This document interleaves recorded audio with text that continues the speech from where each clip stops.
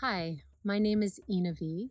And I'm Dr. Howard Lipp, and we're excited to be coming to Unity to bring a journey to the authentic self, to discover the roots of our suffering and our disconnection from our divine magnificence.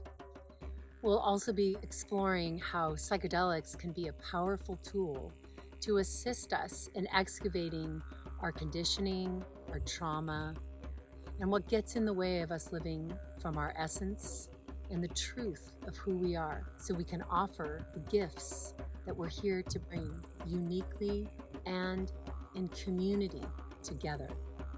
So join us for an exciting discussion, Q&A, an opportunity to look at many different ways that we can discover the truth of our divine magnificence.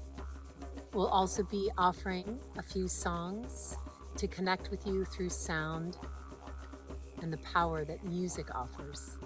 We'll see you this Thursday, 6:30 to 8 at the Unity Church in Bend, Oregon.